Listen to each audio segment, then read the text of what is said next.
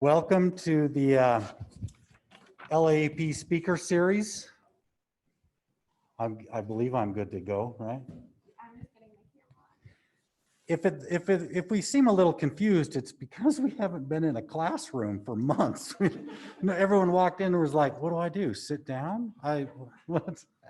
Are you ready for? I can start it off, Yep. and then I'm going to pass it off. Thank you.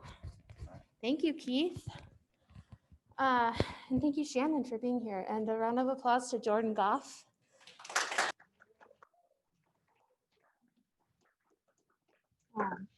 And another thank you to Todd Johnson and to Julie Coleman, who has come on and will be the upcoming Speaker Series Coordinator next year. I first want to just point out that we have our Slido code up and on the screen for everyone who's on Zoom as well. Please make sure you go to Slido, enter your A number for attendance, but also please interact in our Q&A section. We'd love to get to your questions at the end of Shannon's talk. Also, if you go to the top of your screen, you can choose speaker view, and that will allow you to see the presentation in large view, as well as whoever's standing up here, you'll get to see a little picture of them. We have a sponsor today, and I'd love to have Jordan Goff come up because he was an intern for our sponsor last year. Today's sponsor is MGB&A, and Jordan's just going to tell us a little bit about MGB&A and his experience working for them. Hello, everyone. I'm back. So I have this quick little bio of MGB&A. It says the MGB&A design team has over 45 years of experience combining personal and project management from design development to project implementation. The team is recognized for its ability to satisfy the desires and interests of clients with sound planning, design, and installation principles. The members of the MGB&A design team have considerable experience in a wide range of professional offices throughout the United States. This range of experience provides a substantial knowledge base for innovative design and construction solutions. The essence of the MGB&A design team's approach is a process which defines the problem, compiles and evaluates the essential data, develops design alternatives based on the findings of the research and inventory, and derives a final solution. An integral part of this process is the creative interaction between client, design team, contractor, and project user. Continuous involvement of the client in the project from its initial stages through final design and installation assures a solution based on client needs. And as Danielle was saying, I interned at MGB&A this summer, which is a really cool opportunity. It started off kind of weird because COVID and stuff, but it was really cool to be able to be in the office and to kind of see that process, like they're talking about, working with the client at the beginning, determining the problems, and really making solutions to what the user wants. That we get a lot of really cool opportunities around here in school to work with clients, but really enjoyed that at the office and just saw, like, especially how important that was, working with people and how complicated, but also how rewarding that process can be. And so that was really cool. All right, thank you, Jordan. It is my opportunity to introduce Shannon as our distinguished speaker today. Shannon attended Utah State University, where she earned a degree in landscape architecture and environmental planning in 2013. Yes, 2013. And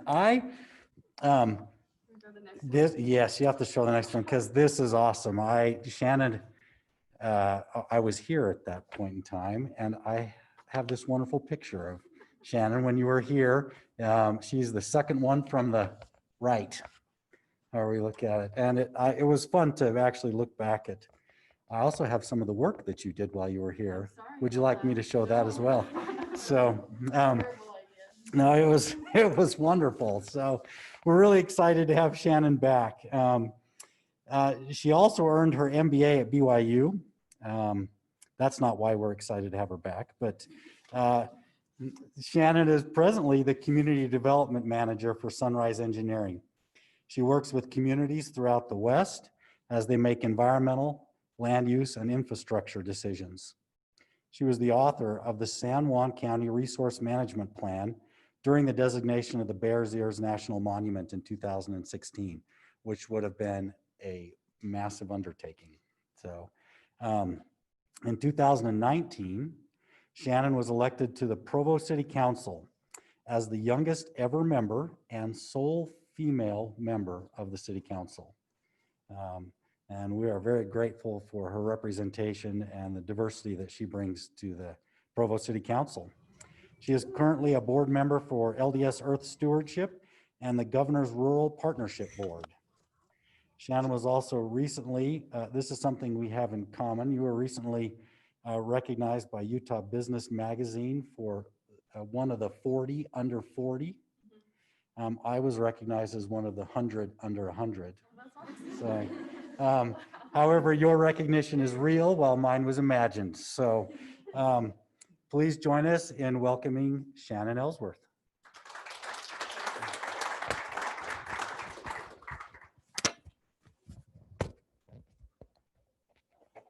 Okay, let's make this work. Yes, Keith dug up this old photo of me and 4 of my friends. This was us when we were frophomores, right? We were like sophomores doing a 2-in-1, and we spent all of our waking hours together. Some of them were roommates, and many of them owned UGG boots. So very exciting times. I just want to say how grateful I am to be here. I have so much love and appreciation and affection towards Utah State. I'm a 3rd-generation Aggie, and my mom went here, my grandparents went here, tons of my aunts and uncles and my cousins. Now the 4th generation of my family is at Utah State, and there's even a dormitory named after my grandfather. So there's just a ton of love that I have for this school. So thanks for having me back. My day-to-day job varies quite a bit, and I wanted to tell you about one part of my day-to-day job, and that's environmental planning for public lands. And I'll focus on one project that I completed, I think 3 years ago in 2017, which is a resource management plan for San Juan County, Utah. So to understand public lands, you have to understand the history of public lands. And in the Western United States and the Midwest, all of these lands were owned by, well, they were, how do I say this? They were, for a long time, they were originally occupied by Native Americans. And then with the settlement and expansion of the United States, the land came under the control and ownership of the United States federal government. And there's been different parts in our American history where different kinds of management or ownership was prioritized. So at the very beginning, when these lands came into control or ownership of the United States federal government, our country was very young, maybe 100 years old, and the country was trying to finance itself. It was trying to create an economy. It was trying to give people a livelihood. It was trying to control the Midwest and the West so that they could create an income, like a federal tax income, not just in taxes, but a national economy to support this growing and budding and pretty new nation. And so at that time, there's all these different practices and acts where the federal government was giving away or selling the land that they owned or that they managed. So we'll go through some of this history. We'll talk about some of the systems that relate to public lands. We'll talk about resource management plans. Then we'll talk about the Bears Ears National Monument and the work that I did in San Juan County. So like I said, the US federal government took the land from Native Americans. They bought it from other countries. We saw the settlement of the West, and then we saw transfers and disposals. A disposal in real estate is just you selling an asset, right? So if the government is disposing of an asset, they're selling it. And that was this pattern for most of the 1800s. So they're giving away land in different ways. Some of the ways that they did that was through, is this coming up right? Yeah, well, I don't know what's happening. Okay, so some of the ways they did that was through military bounties. So if you came home from war, they would give you land. Then it's not public anymore, it's private.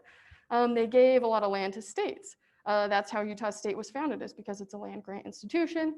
They gave a lot of land to railroads.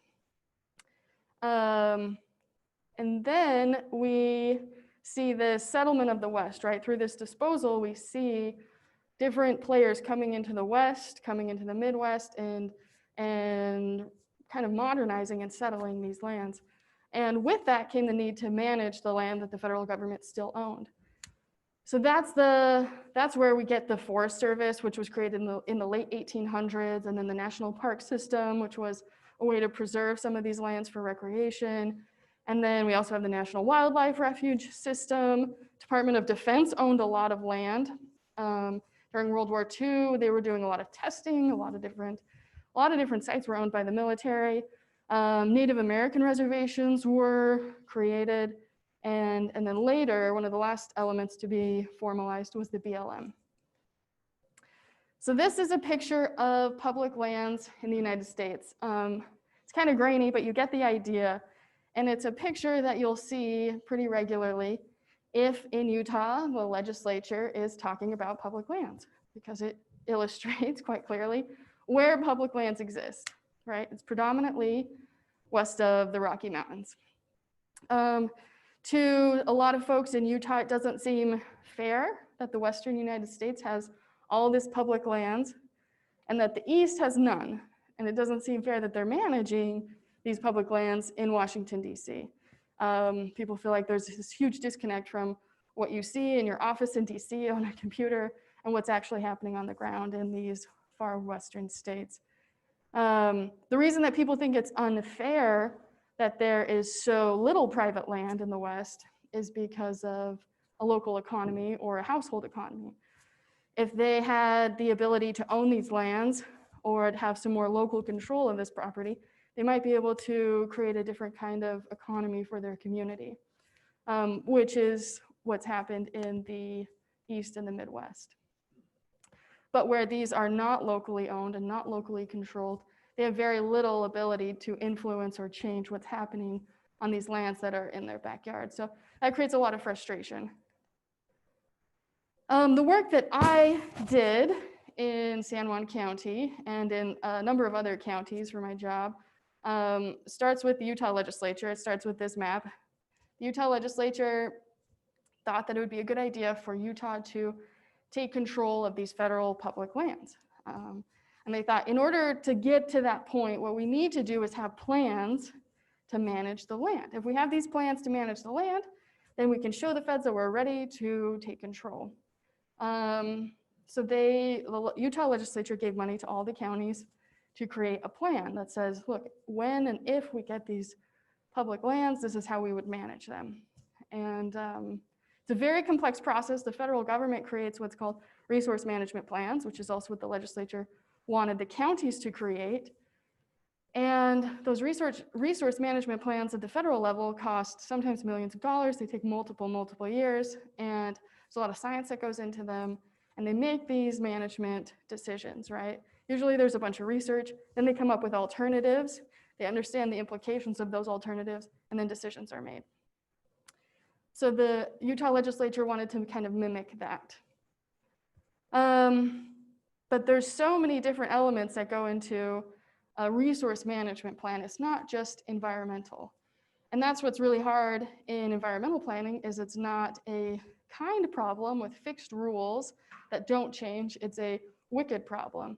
You've probably heard of wicked problems where there's no finite set of rules, right? It's not like chess where you know this could happen and then this could happen, and there's so many permutations of what could happen. With wicked problems, anything could happen, and the rules are changing, or sometimes there are no rules, and it just is constantly evolving and adapting. And you could say that the novel coronavirus is a wicked problem because it's constantly changing. So some of the elements that go into this wicked problem of environmental planning are economics, the social and political and cultural issues, and the environmental. But if we only focused on the environmental, we would be losing out on long-term sustainable solutions. So on the economic side, there's kind of three primary industries in Utah, in rural Utah, that people need public lands to generate income for. or to generate income with. And those three primary industries are energy and extraction, coal, natural gas, oil. The second one is agriculture. There's lots of agriculture in Utah, but Utah's not a high producing state for agriculture because it's such an arid place. And then the third is tourism, right? There's a significant amounts of tourism in southern Utah. And then the other element in economics, one of the other elements, and I didn't list them all here, is property taxes and PILT. So we go back to that map. Anything that's in white, a state and a county can tax with property taxes. And they're generating income to build roads, or generating income to pay for schools, or generating income to fund different infrastructure projects with property tax. But if you live in one of these states that has all red, then you don't have private lands to tax. So you're going to have less dollars for roads and less dollars for schools. And that puts a huge strain on a local government. So that's why the federal government created PILT, which is payment in lieu of taxes.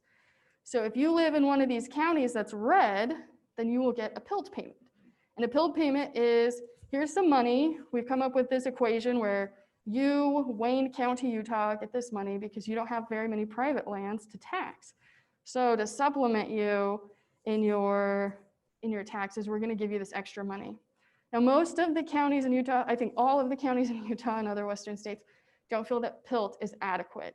If these lands were white, if they were privatized, they genuinely would get a lot more money for roads and for schools and for infrastructure. So that's kind of this push and pull in economics and property taxes. And even right now, the Utah State Legislature is trying to quantify how much money is being lost because of PILT, right? So they're trying to understand that gap between if it was private, how much money would we be making over PILT, and trying to reconcile that with the federal government so that they would give them more PILT payments. So economics itself is extremely complex on federal public lands and in the adjacent communities that rely on those lands. Think of Moab, Utah. It is almost entirely a community based on tourism on public lands. In a year like 2020, they're probably not doing as well. They don't have as much sales tax coming into their city to pay for their new sewer system. And they only need a new sewer system because they have so many tourists coming into town. So it used to be a few years ago that Moab's sewer system was not up to code, and it was not filtering effluent appropriately. And they had to upgrade that because they had so many tourists, right? So they've got to pay for that. But in this year, now they're missing out on sales tax, and their employers are missing out on a lot of their budget, right? They don't know how they're going to pay employees. They don't know how they're going to put food on the table. They don't know how they're going to buy new gear for next year. So the economics of federal public lands is significant. The other element, one of the other elements in managing federal public lands and in writing policy and in doing environmental planning is cultural and social and political issues. There is a lot of conservatism in southern Utah. I'm sure that's not a surprise to you, but that is part of their heritage. It's part of their lens, the way they see things, the way they make decisions, and the way that they were raised and the values that they have. And so that definitely impacts the decisions that are made. The generations of people who have lived in southern Utah are very proud of where they come from, right? Their pioneer ancestors settled in Parowan, Utah, and to them that's a great sense of pride, right? They can call back to 4 generations ago and tell you about when their great-grandmother made this quilt and it was really special and it won the county 4-H prize, and that's something that's really important to them. They have this connection to the land that extends through multiple generations. Another social and cultural issue is that has to do with agriculture, the economy, is permitting. So the federal government allows permits for touristic endeavors like running the river in Moab, or also for agricultural purposes, so how many animals you can run on this parcel of land for forage. And those permits change over time. And if you've lived in southern Utah for 80 years, and I have friends who have, then you've seen those permits change a dozen times. Sometimes you don't get permits, sometimes you do. Sometimes you get fewer than you need. Sometimes they change the level of animal head that you can put on that parcel. So it's a very inconsistent management that these people are experiencing when the permits are changing constantly. Management practices is basically the same thing. If you're watching and you live there and this is your backyard, you're seeing these management practices change all the time. And that's not a bad thing necessarily, because we should change our practices as we get more information and more science, and different areas are going to react differently to different management practices. But if you are relying on that parcel or that area to create an income for your family and put food on the table, those management practices not supporting you and your family may just be a tremendous source of frustration and pain and literal economic hardship, right? So that's why management practices are so important. And it doesn't matter where you're at on the political spectrum, people care about management practices. They care about different elements, different types of practices, but it's important that we get the best possible data so we can have phenomenal management practices. The other cultural and social issues that accompany environmental planning are local control. Kind of talked about that, how people out east are making decisions for these public lands. They don't have any real world hands-on experience with that property. They're not looking at it every day. They're not driving by it every day. They're not moving their cows on it every day. So folks who live in southern Utah and more rural areas adjacent to these public lands wish that they had more local control, so they could control the management practices, so they could have consistent permitting. And the other thing to understand is just a rural lifestyle, right? If you come from the unpopulated and amazingly beautiful and remote Wayne County or Garfield County, you could call an ambulance and the ambulance may not get there for an hour. And then it would take another hour for it to get back. So there's a lot of different health implications. You might have access to the internet, but it's not good internet. And you may not have the workforce skills to understand how to use the internet to call your doctor and do like a telehealth program. There's just a tremendous difference between what the lifestyle of rural people and the lifestyle of urban or suburban people. Different levels of education, different opportunities in education. I serve on a state board, and on Wednesday I was in this meeting with the state board, and they're talking about the needs on the Navajo Nation and how students there are trying to do online learning, but they don't get internet at their house, so they've got to drive up on a mesa so they can get some kind of internet connection. They've got to drive around a mountain to get some kind of internet connection. So there's just tremendously different lifestyles in rural and remote areas than we have in suburban or urban spaces. And then the politics. There's plenty of politics to go around locally and regionally and federally. So all of that would influence these plans, right? These resource management plans. If you have 3 county commissioners and they're all on the same page, and then 2 are voted out and you get 2 very different people, that could change everything. That could totally change the direction of your county, the way dollars are spent and the way the land is being managed. So this is a great quote. I pulled it from the San Juan County Resource Management Plan. It kind of gives some history here. So controversy developed in the late 1970s and early 1980s with BLM's inventory of lands as to suitability for wilderness designation. Local government and county resident feelings ran high against such designation, and this played into what has been called the Sagebrush Rebellion, a West Side movement against federal control of public lands. Many in the county felt that the federal bureaucracy had gone too far towards supporting conservation and preservation agendas. As a result of this inventory effort, BLM designated approximately 396,000 acres in the county as wilderness study areas to be managed as de facto wilderness until Congress decides whether wilderness designation is warranted. These designations remain today, creating uncertainty on the long-term management of these areas. So designated wilderness means that it's kind of off limits to development, right? It should remain this semi-pristine area where people can go and find solitude. If it's a wilderness study area, as I'm sure you know, then it's a pre-wilderness area. So it has to be managed as though it is going to become wilderness and it's still hands-off, even though it hasn't been officially designated as wilderness area. The cultural and social aspects are pretty significant. Let me read you this part from the San Juan County Resource Management Plan. It says protection and development of resources and activities important to Native American residents of the county are important considerations in land management. Native American activities are a significant piece of the cultural fabric of the county. Both current activities and resources, as well as historic and archaeological resources, need protection and careful management. Multiple use and sustained yield management approaches are required for these resources. Examples of these resources or activities include the following: fuel wood gathering, medicinal and ceremonial herb gathering, ceremonial uses in sacred areas, pinyon nut gathering, hunting and fishing, and cultural resources. So this was written into the the San Juan County Resource Management Plan because it's part of their culture, right? It's part of their custom that about half of that county is Native American. And they have these traditions of going to Cedar Mesa, the Bears Ears area, and collecting wood and collecting pinyon nut gathering and ceremonial herbs that they would burn in different kinds of ceremonies. So all of that was written and considered in this plan.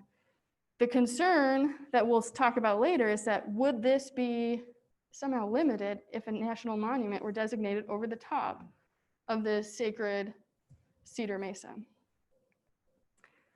So now that we've talked about the economic and the social implications, we get to the environmental implications. Like I told you, the state legislature required the counties to write these resource management plans. And what they did is they made a list of resources that they had to be addressed.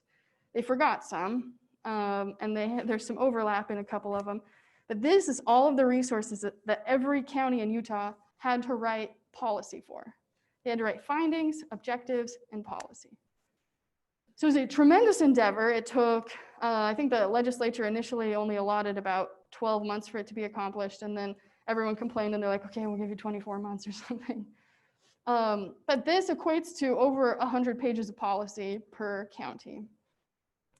You can see here that when I wrote it, I broke it out into these different elements. So land uses, wildlife resources, water resources, mineral resources, agricultural, economics, and society. The state legislature, speaking of wicked problems, didn't give a lot of direction to the counties on how to accomplish this. So they turned to me, their consultant, and said, please figure this out. And I had to go through and try and interpret what that state code meant, right? So when the legislature said they want findings and objectives and policies, how do they define that? They never really said. So that was part of my job, is cradle to grave, take this project from interpreting it in state code to getting it adopted with the county. Yeah, I mean, environmental resources is something that, as you well know, there's just so much work being done on environmental resources. And there's a whole college of natural resources, and there's plenty of data and science on resources, but it's still incomplete because there's so many, the land is so vast and it's changing, right? The pinyon juniper population has changed on this mountainside over the last 50 years, and it'll continue to change if there's no cattle grazing there, if there are cattle grazing there, if there is a fire, and then if there is a flood after the fire. So there's just never enough research on environmental issues, but they all interconnect with the social and the economic issues. So one of the elements that I read you earlier talked about multiple use and sustained yield. And that's something that is written into federal law that says these lands should be managed for, most of these lands, many of these lands should be managed for multiple use and sustained yield. So the BLM manager just this year for part of Southern Utah said this about multiple use. He said, we're a multiple use agency. We find that challenging, but we accept the challenge. We're trying to fit grazing in. We're trying to fit recreation in. We're trying to fit some mineral components in, and we do it in such a way that we're not negatively impacting our resources. That's why I trust in my good and knowledgeable staff. So this is not an easy issue for the federal government, and they don't have enough resources to tackle all of this. The federal government, in these different branches that manage lands, just in the national park system, which manages parks and then monuments, there's a $12 billion backlog on maintenance. So $12 billion of deferred maintenance is needed to improve and make current our national park and national monument system. So there's just never enough resources for public lands. And they have this seemingly impossible mission to facilitate multiple use and sustain yield and to make everyone happy with environmental, economic, and social solutions. So this is an example of what we wrote in San Juan County for forest management. So the gentleman that I worked with in San Juan County, who is the public lands manager there, he is a retired BLM official. So that's why I feel like San Juan County's plan came out so well, is because of his experience. But this is one of the findings that I wrote into the plan. This is the fact that we used to determine what the current conditions of the resource are. So we said, currently aspen stands are declining due to a lack of disturbance, including the exclusion of natural low-intensity wildfire, and are being replaced by shade-tolerant conifers. Aspen provides biological diversity and numerous resource benefits, including wildlife habitat, forage, water retention, wood resources, and scenic beauty. Interesting that the finding is that there's not enough disturbance. So this is one of the findings that was economic based, right? We kind of looked back into history at how these trends have affected resources, and especially the monetary side of it. Timber harvest in Utah decreased 70% from 1974 to 2012, largely due to the decline in national forest timber harvest. So those management practices changed how much timber could be harvested. And that impacted their local economy, but it also impacts wildfire, right? The less that you log or harvest timber, the more fuels you'll get on the ground in the forest. And then when you do have a fire, it becomes a catastrophic fire because there's so much fuel on the ground. There's different ways of logging that can improve the health of the forest and not produce tremendous fuels that would encourage a catastrophic fire. So this is one of the findings on custom and culture. Many Native Americans, particularly the Navajo, depend on pinyon and juniper as fuel wood for both cooking and heating purposes. This is especially true of those who practice a traditional lifestyle. Cedar Mesa is a popular area for fuel wood collection by Native Americans. Many Navajo reservation residents travel as far as Kayenta, Arizona to gather fuel wood on Cedar Mesa. This demand conflicts with the management of the wilderness study areas covering most of Cedar Mesa, which does not allow for firewood collection. Forest, woodlands, rangelands, watersheds, and habitats are healthy and resilient and are managed for multiple use. That's their objective. Pretty broad, but then you whittle it down. That's if the objective is the desired future condition and the findings are the current condition, then the policies are how you make it happen. And the policies are these. Actively manage forests and woodlands to reduce the potential for catastrophic wildfire, or encourage the use of alternative energy sources to help alleviate demand for fuel wood. So I was writing all of this policy over a year and a half, and that started in 2016 and finished in maybe it started in 2015, and was adopted in 2017. And during that, in December of 2016, the Bears Ears National Monument was designated by President Barack Obama. And these are just some of the headlines that occurred during the last few years, but that talk about the Bears Ears and the monument. And this is all from the same newspaper, so you can see there's a variety of opinions. Bears Ears critics should take a deep breath. Trump administration greenlights drilling. Bears Ears deserves national monument designation. Trump officials say a new plan will protect Bears Ears. There's plenty of divergence in how to manage these assets, and there's plenty of divergence on whether it should even be a monument. So when the monument was designated, I was midway through this project, and it was getting national attention, but my client just asked me to proceed, to continue with the project, to continue researching the findings and working with the public to understand their needs.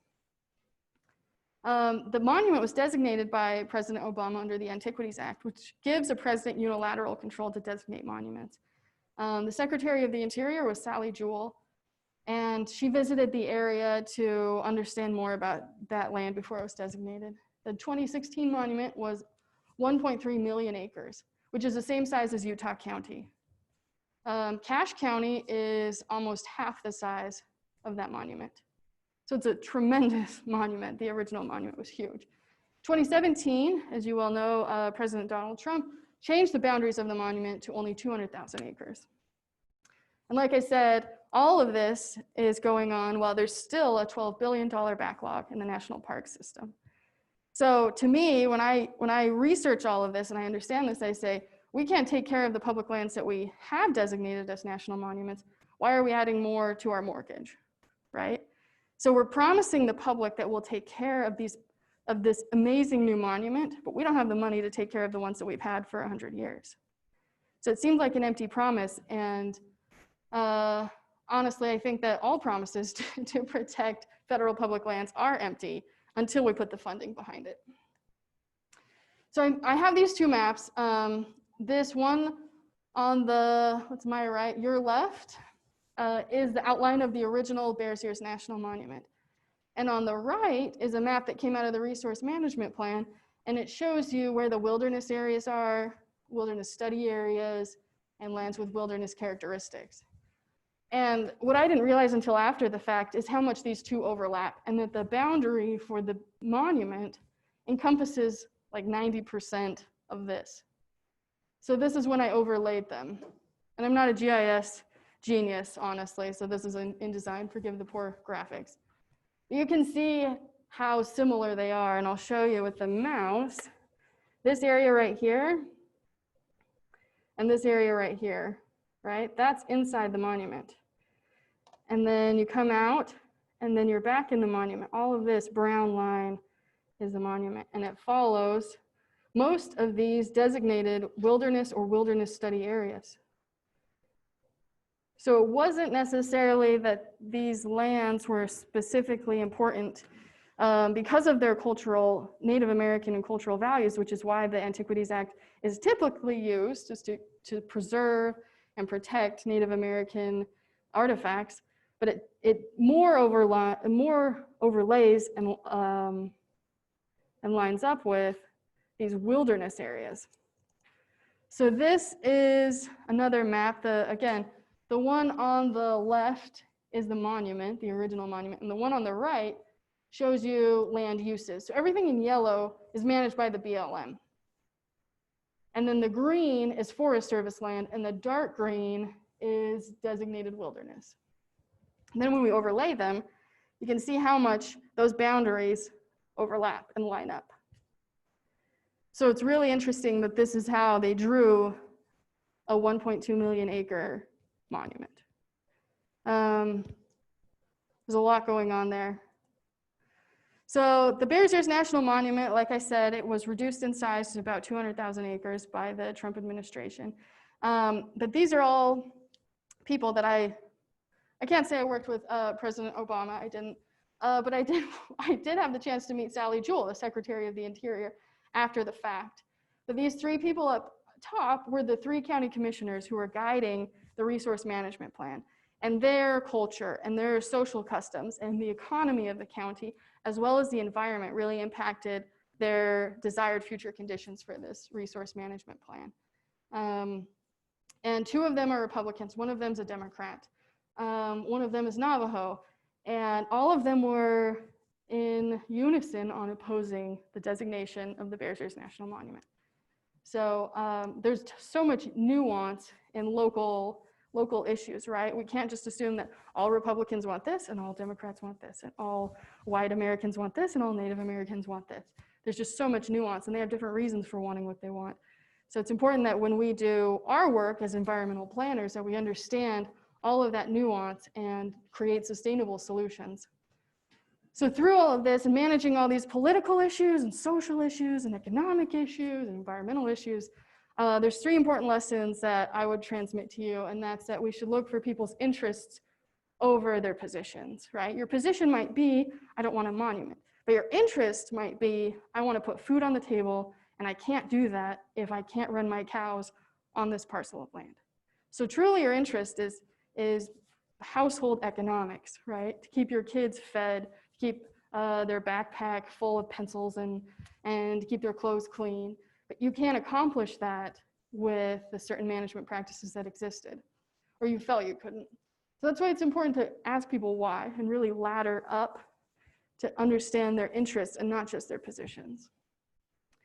Additionally, we should look for solutions over ideologies, right? If someone comes to you and they want to create, they want to change a river corridor, right? Or they're complaining about a river. They're complaining about the river, it's not safe, it's not this, it's not that. We'll try to find solutions instead of just complaints or ideologies. It's important that we move past ideology and find something that we can coalesce around, find something that we can move forward. And then the third lesson is to put policy over politics. There will always be politics. I work in politics, left, right, and center. And it's just important that we get good data and that we use good data and that we find solutions that will stick, that are sustainable, that work socially. Yeah, so like I said, if we want sustainable solutions, we've got to look at more than just the environmental planning. We've also got to look at how this integrates into society. How will it be adopted by people, by humans who are constantly changing and evolving in their ideas? And how will it impact the economy?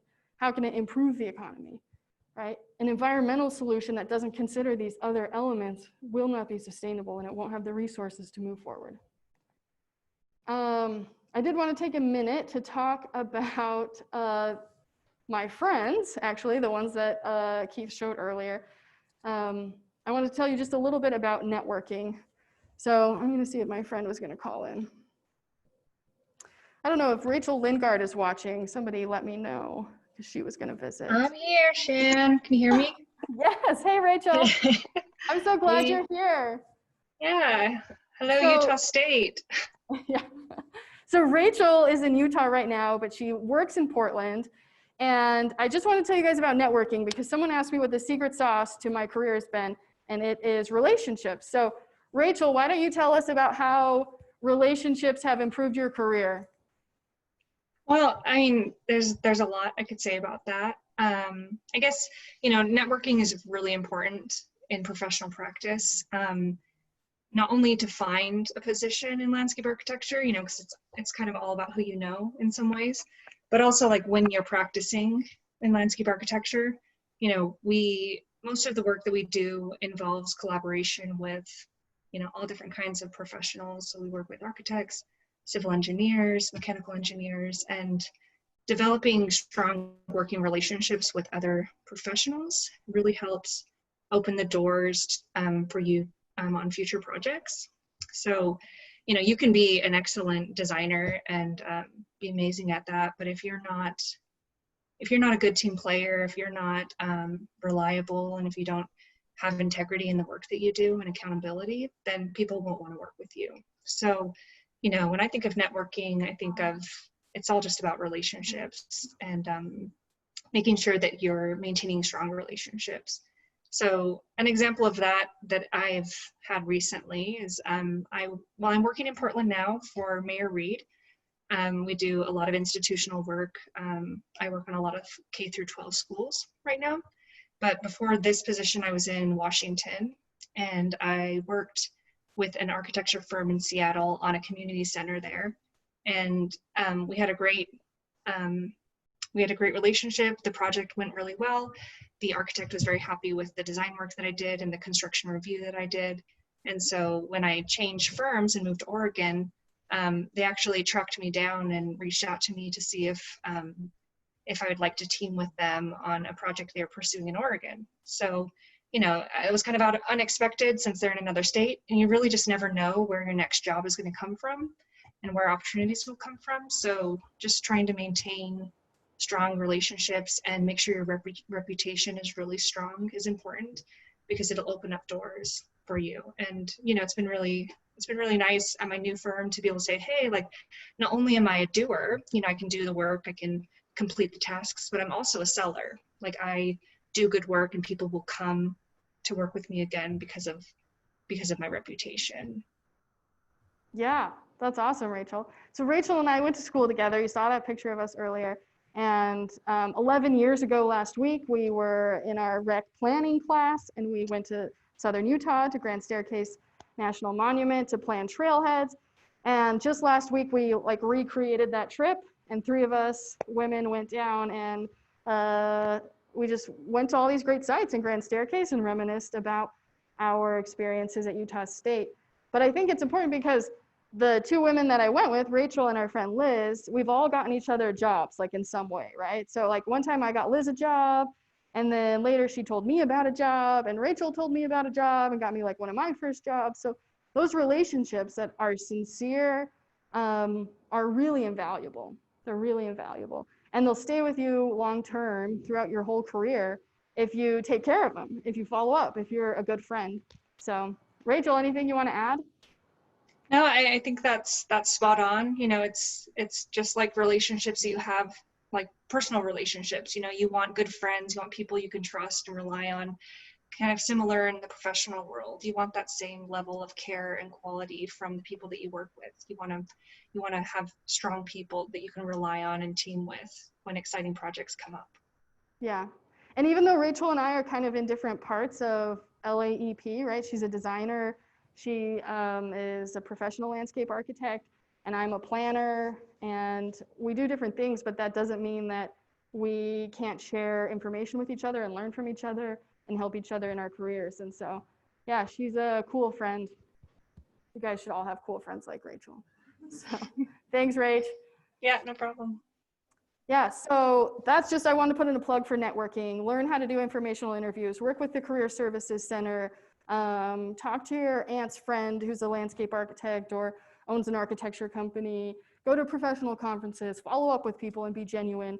And I cannot tell you how many opportunities I've had because of genuine networking, right? People who I know who have become friends and professional colleagues and mentors. So that's my presentation. Thank you. I hope that something about public lands was useful or interesting to you. And if you have any questions, I'm here to answer them. Open it up to Q&A. I know that we've got some people that have been on Zoom, and we have our Slido open if you want to ask any questions. But I'll just ask if there are questions in the room to raise your hand. And Shannon, if you don't mind just repeating it in case they can't hear us on Okay. Zoom. Gotcha. So I'm going to open it up. Who's got questions? I've got a question. So with problems that are so complex and nuanced, like you were talking about with Bears Ears, I know a lot of people will just come out and take a position on it when they don't really know much about it, and they have a hard time changing that position. Mm-hmm. What is your response to that? How do you break down those walls to help someone really start to look at it in a deeper way, you know, to help them really understand the main issue, the problem? Because when you look at the problem, a lot of people were very against Trump, you know, taking that land back or giving it back, I guess. And people just thought immediately that's going to be very bad because, you know, of course we want to keep those cultural lands available for people to witness some of the beauty of, and it's very important for the Native American culture and that stuff, but it's also harming people's lives when there's land that, like you said, around it. How many acres was it? Like, how many did you say The original monument, 1.2 million. Yeah, like just ridiculous amounts of land that could be used for people to help them. Like, is there a way that you go around in the political, because you don't want to spark up those emotions with people because it can kind of build more walls and tear them down, if you know what I mean? Yeah. Yeah, that's an interesting question. So you touched on something that was important during this debate, and is still important, and that's that people thought that the land would be better protected under a monument, but that's not necessarily true because, like I said, there's not enough funding. And I kind of think that it would be better if no one told anybody about Bears Ears, because this level of obscurity would protect those sensitive and ancient and sacred Indian artifacts, Native American artifacts. So yeah, I kind of wish that they hadn't told anybody, like, come here, everybody, it's paradise, which is interesting because back in the day, Microsoft had a screensaver that was the Wave, right? Do you know where the Wave is in Northern Arizona? And nobody knew what it was, but it was on the screensaver, and then like that, overnight, everyone's going to the Wave. And now they have a permitting system. If you want to go see the Wave after you've seen the Microsoft screensaver, 10 years later, you've got to go get a permit because it's so popular. So there's different ways to protect something, and I don't necessarily know if a monument is the right way to do it because it already was protected under those wilderness study areas. Native American artifacts are heavily protected under federal law, anywhere you find them. But the way of convincing people of like these sorts of issues and finding nuance or changing their minds, I don't feel like that's something that I'll accomplish. And I don't even feel like it's my job. I just feel like if people are going to change their mind on any issue, whether it's bear seers or climate change or pineapple on pizza, they have to have some experience with it, right? I can give them all the facts, I can tell them my stories, but until they have an experience with pineapple on pizza or visiting an ancient kiva or with the way climate change is affecting island populations in the South Pacific, they may not get it, right? So people have to have their own experiences to change their minds. And a lot of times you can understand where they're coming from if you move from their position to their interests, right? Because yeah, they support Trump or they support X or Y or Z, but there's something else in there. There's a reason why. I was just visiting with a friend and colleague, and he said, he was talking about air quality here in Cache Valley, and he lives in Nibley. And he was saying, people here can afford to care about air quality. People in other places can't afford to care about air quality. They just can only care about keeping food on the table, keeping shelter overhead. So yeah, if you can understand people's interests, it can go a long ways, and then helping them have some kind of experience might change their mind. Other questions? Yeah. So back to the experiences, landscape architecture is a pretty diverse field. You have a friend in design, you're in planning. Mm-hmm. I was just curious, a bit more of, I guess, a get to know you question is, I'm assuming you didn't start studying landscape architecture with public lands planning in mind. Mm-hmm. Did you have a personal experience that led you down that path? That's a great question. I think one of the reasons I got into this major and I loved it was because I spent this, my parents are not outdoorsy. We never went camping, but my dad's family lives in Mesa, Arizona, and I grew up in Utah. And so we drive through Panguitch and Page and Kanab and Flagstaff at least once a year. And seeing those landscapes is absolutely incredible, right? Especially if you're a kid and you don't get out much. And so those experiences, just in the car, driving through Southern Utah, had this tremendous impact on me where I thought, I want to do something. I want to save something. I want to preserve this. I want it to be always awesome. And it's not like it was pristine when I drove through there at 10 years old, and it wasn't pristine 200 years ago or 400 years ago.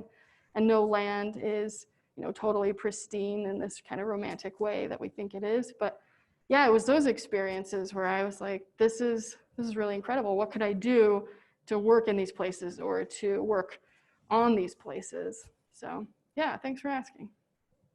Yeah. And similar sort of follow-up to that, what made you want to work with public lands via private practice rather than working in public lands in public lands? Oh, that's a good question. Yeah, most of my career has been in the private sector, which I love because it's competitive and I'm competitive and I like winning and I don't like bureaucracy and I just like getting things done. So I worked for the state for about a year, and you can only do so much, but I feel like most solutions, great solutions, are in the private sector. And that means you eat what you kill, but it's more exciting that way. Any other questions back here? You work for Sunrise Engineering. Uh-huh. But is Sunrise, is the one you work for a standalone? I know there's a lot of Sunrise Engineering firms in the state of Utah. Are they all the same? There's one Sunrise Engineering in Utah, and it is our Sunrise Engineering. And they have multiple offices. They have one, I think, in North Logan. Yeah. The headquarters is in Fillmore, Utah. And I started a new division for them, which is called Community Development. So that was my question. So yeah. What's your department or division within an engineering firm? Yeah, so this is the fourth engineering firm I've worked for. We always made fun of engineers when we were here, but they're pretty cool people. Most of the ones in my office went to Utah State. Sunrise has a lot of engineers, but they also do have a lot of survey. And then they have a world-class GIS department. So they have 30 GISers. And they have offices in like 5 or 6 states.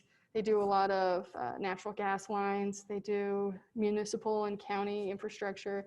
And then they brought me on because I've done this before for a different engineering firm where I started this a subsidiary or a division that focuses on helping their clients with non-infrastructure issues. So a lot of my work is land use and zoning and city codes and developments. and it's also economic development. So I was on the phone this morning with the economic development director of Logan City. He was asking me questions about a certain grant. Then later I was on the phone with the mayor of Big Water, Utah, and they're next to Lake Powell, so they're getting a lot of development pressure for like townhomes and vacation homes and things like that, and they're not prepared for it. So that's where I get to help them. Yeah. Over here, and then Todd. Okay, I just have a quick question about how do you balance economic interest versus environmental interest? I mean, you touched on it, but could you elaborate on that? Yeah, and a lot of that comes down to the client, honestly, because I work for my clients.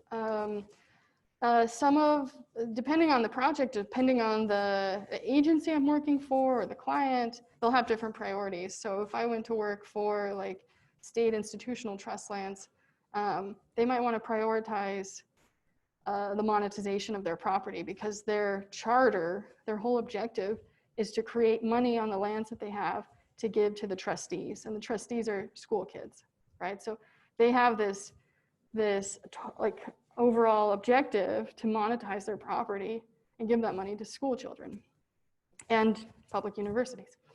So that might drive them, right? And if they have this parcel that's rec-based and they're making money there from recreation permits, then they're going to try and figure out, well, should we make more money or how are we managing this resource?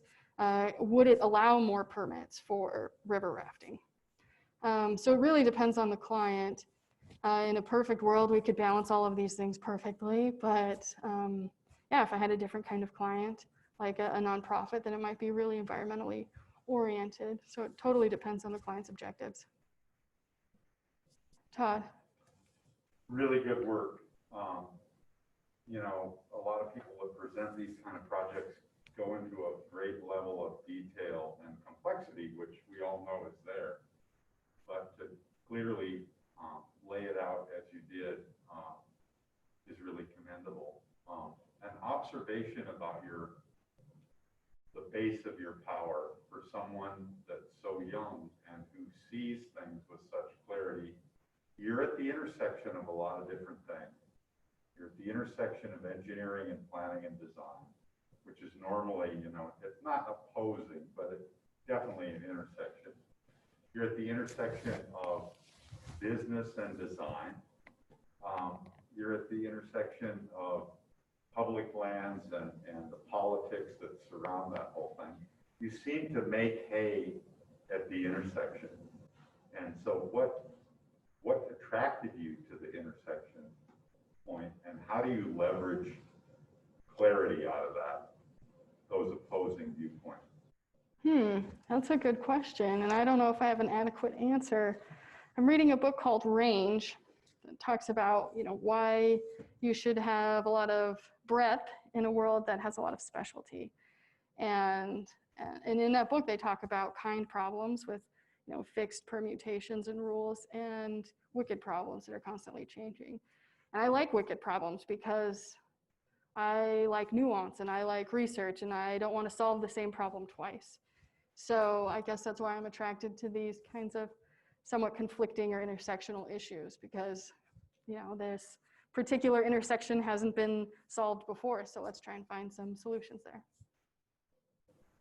Wonderful job. Thank you. Yeah. I'd like to just share a couple questions from our Slido and our viewers on Zoom. One question is, do you know of, in your experience, if there is any interest in publicizing land on the eastern United States, and if not, why, or what goes into that decision? And I'm just making assumptions here because I haven't worked out east, but I think that would require acquisitions, right? So you'd either have to pay the landowner significant amounts of money, and where are we going to get that money, and why would we want to pay this person for their land? Or you could acquire it by like eminent domain, which is extremely unpopular, and you have to have some significant reason to do that. So those lands were settled first. They were privatized first. They've been private for a long time. So it makes sense that, you know, they would not be bought back anytime soon. Yeah. Another question that came up was, viewer noticed that there are quite a lot of straight lines on the maps of the boundaries of Bears Ears and the designated wilderness areas. Do those straight lines have to do with study limits or jurisdictional boundaries? They probably have more to do with like township and range, right? These lines that we overlay on the landscape. So if you see on here, these little blue dots, here's a blue dot, a blue dot, a blue dot, a blue dot. Those are all sitla lands, totally random, but so many of these are pulled out in every single state amongst federal lands, and they're given to the state that they reside in, and those are the ones that are managed to be monetized for the trustees, which are public schools. So, I mean, it's just totally the grid. It's not necessarily based on some significant geographic marker. Some of them might be, like this would be, over here, this would be some kind of mesa or ridge or plateau. So there are some geographic boundaries, but most of them I think just come down to the grid that was laid over the United States. And one last question, and then I think we're going to be wrapping up. A few participants are curious how your work as a planner has informed the work that you're doing on the LDS committee that you participate in, and if there's overlap in that work. Oh, okay. Yeah, I serve on a board for LDS Earth Stewardship, which is a nonprofit that is not about advocacy, it's not about policy, it's completely nonpartisan and apolitical, and it is simply about educating and inspiring members of my church to learn about God's creations and value God's creations and kind of take a sense of stewardship over these creations that have been loaned to us. So it's very much at the nexus of religion and environmentalism, and I only have that position because of networking, because of these friends that I have who know me and could vouch for my experience and want me to contribute to their organization.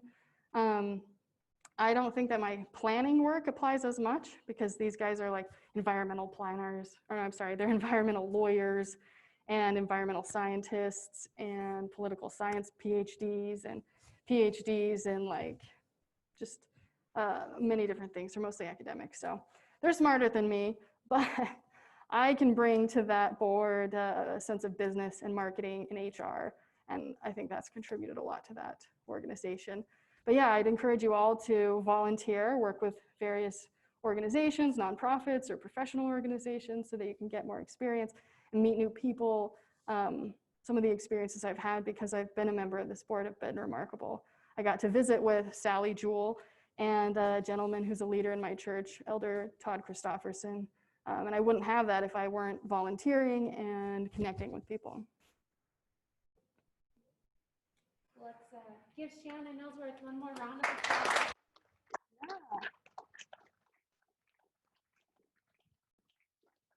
Real quick, I'll just show you. These are the books I've been reading lately. So if you're interested in doing any kind of winter reading, you can find these on Amazon or at the library. And 4 of these authors live in Utah. So. Terry Tempest wrote a great book about the Provo City Bird Refuge called Refuge, for those of you that are interested in her work.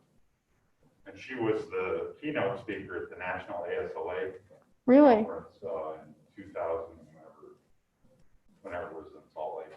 She's an incredible writer, and this book is on Libby, and she reads it. So if you want a really unique perspective, and she talks about Bears Ears too, so she'll give you a different perspective than I just provided you. But yeah, really interesting, really phenomenal author. Thank you, everyone.